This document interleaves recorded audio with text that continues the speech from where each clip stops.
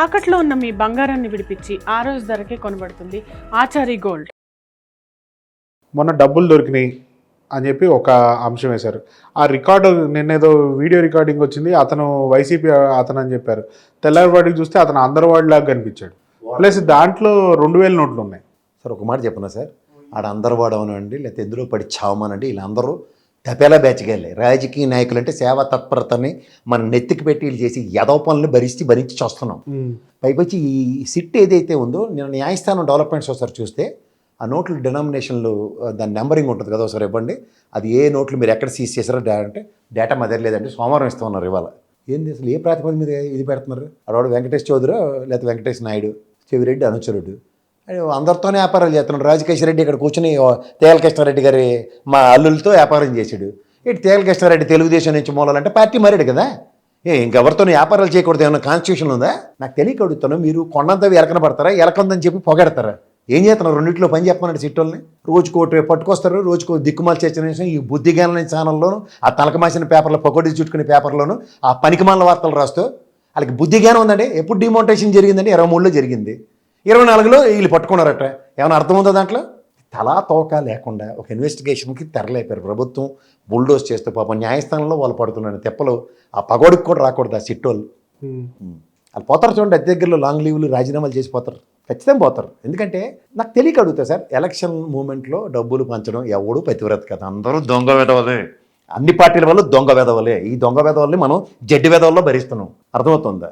మీరు నేనేమో జడ్డి వెధవల్లో సంవత్సరం అంతా జీతం సంపాదించుకుని 4 నెలలు ట్యాక్స్ కడుతున్నాం. వీడు ఎవడన్నా ట్యాక్స్ కడతాడా? ఎవడన్నా కట్టినోడు ఉన్నాడా ప్రాపర్గాను? ఎక్కడి నుంచి వస్తున్నాయి వీళ్ళందరికీ ఇంతంత డబ్బులు? చెప్పండి, ఎక్కడి నుంచి వస్తున్నాయి సార్ డబ్బులు ఇంతంత? ఏ ప్రాతిపదిక మీద కోటీశ్వరులు అయిపోతుంటారు వీళ్ళని? అసలు మనం చెప్తున్నాం కదండి, అనవసరంగా టాలరేట్ చేస్తున్నాం. బిజినెస్ టైకోన్స్, బిజినెస్ ఎంపరర్స్ ఎవరైతే ఉన్నారో వాళ్ళ దగ్గర లిక్విడ్ ఫార్మ్ ఆఫ్ క్యాష్ దొరుకుతున్నప్పుడు వ్యవస్థలు ఏం చేస్తున్నాయండి? ఇప్పుడు మీ దగ్గర నా దగ్గర 2 లక్షలకు మించి ఇంట్లో క్యాష్ పెట్టుకొని చూద్దాం. పూర్వ సినిమాలో నాగభూషణం గడి తిరుజూరులో పెట్టినట్టు పెట్టి చూడండి, లోపల వేసేస్తారు మనని. బ్యాంక్ కోడికి వెళ్ళి మనం 2 లక్షలు డిపాజిట్ చేయండి, రక్తం తాగేస్తున్నారు డబ్బులు. వీటికి ఎక్కడి నుంచి వస్తున్నాయి సార్ డిస్క్రిప్షన్స్? నాకు అర్థం కాదు. It's quite ridiculous. అసలు చెప్తున్నాను కదా, వ్యవస్థ నెగ్లిజెన్సీ, వ్యవస్థ టాలరెన్సు, వ్యవస్థ తన పని తాను చేయకపోవడం వల్ల వచ్చిన కాన్సిక్వెన్సెస్ అండ్ రిప్రికేషన్స్. వ్యవస్థను పనిచేసి లిక్కర్ స్కామ్ ఎస్టాబ్లిష్ చేసిన తర్వాత అరెస్టులు చేయమనండి, ఉరిటి చంపేమనండి, దైద్యం వెళ్తుంది. ఏమీ లేకుండా తీసుకొచ్చి ఎంక్వైరీలని ఈ టీవీ ఛానల్లో డైలీ సీరియల్ నడిపించుకోవడానికి ఇచ్చే కాలక్షేపం స్టఫ్ లాగా ఉంది తప్ప ఏమైనా అందులో పనికొచ్చింది కనబడుతుంది ఒకటేనా?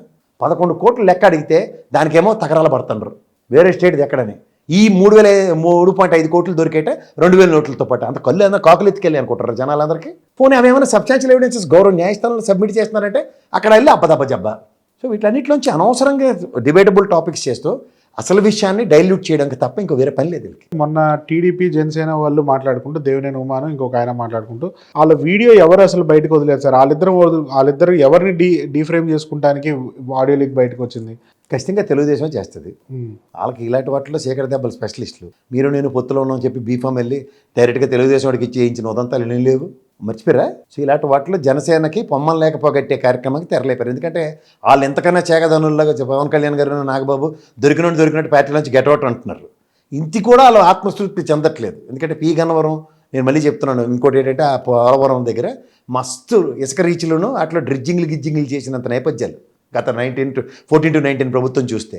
సో ఇక్కడ ఏమవుతుంది, అది అక్కడ వాళ్ళ జనసేనలో వచ్చి ఎక్కడ గండి కొట్టుకుని వెళ్ళిపోతారన్న భయంకి ఖచ్చితంగా దాని మీద కోట్లు, 100 కోట్లు ఎవరినైనా డిఫేమ్ చేయాలంటే వాళ్ళ దగ్గర ఉన్న పాశుపశాస్త్రాలు వెళ్ళంటే 100, 1000, 1,00,000 కోట్లు ఈ ప్రాతిపదిక ఎవరైనా డిఫేమ్ చేస్తారు. వాళ్ళిద్దరూ అక్కడ పోలవరంలో గెలిచినోడును పి గన్నవరంలో గెలిచినోడు తలా తోకలేడు, వాళ్ళ కాలేజ్ గట్టిగా తెలియదు. అలాంటి వాళ్ళు గెలిచారు. గెలిచిన తర్వాత ఏమైంది, ఒకడేమో మహాసేన రాజేష్ కడుపు కొట్టి పి గన్నవరం గెలిచాడు, ఇంకోటి పోలవరంలో అసలు ఏడు జరిగిందా మిరాకిల్కి అదే దాని అర్థం పరమార్థం. అలాంటి వాళ్ళు కూడా దోపిడీ 100 కోట్లు దోచేశారట డిబేటబుల్ టాపిక్ చేస్తే ఏమవుతుంది? జనసేన బదనామం అవుద్ది. వాళ్ళు కూడా వీళ్ళు తపేల ఛానల్లో కూర్చోబెట్టి మన ఉంగుటూరు ఎమ్మెల్యే గురించి ఇష్టం వచ్చినట్టు మాట్లాడితే చల్లవే లేదు. ఎందుకు? తెలుగుదేశం బీ బ్యాచ్ టికెట్ ఇచ్చారు, తెలుగుదేశం పరంగా కాకుండా జనసేన పరంగా గెలిస్తే తెలుగుదేశం వాళ్ళకి దోపిడీ కాకుండా జనసేనలకు దోపిడీ జరగట్లేదని కంప్లైంట్లు. మరి కామెడీకి కూడా పరాకాష్ఠలు ఉన్నాయి. ఇది ఖచ్చితంగా దేవినేని ఉమా అనే వ్యక్తి అమాయకంగా దొరికాడు కాబట్టి ఏటైనా వాడుకోవచ్చు అని చెప్పిన దాంట్లో షోల్డర్ మీద గన్న పేల్చారు, అంతకన్నా వెళ్ళి. మీరు బంగారం తాకట్టు పెట్టి ఆ బంగారం డబ్బులు కట్టలేక ఇబ్బంది పడుతున్నారా? ఆచారి గోల్డ్ వాళ్ళు మీ బంగారం కొని మీ లోన్ తీర్చి మిగిలిన డబ్బులు మీకు ఇచ్చేస్తారు. ఇంకెందుకు ఆలస్యం? ఆచారి గోల్డ్ ఈ నెంబర్స్కి కాల్ చేయండి.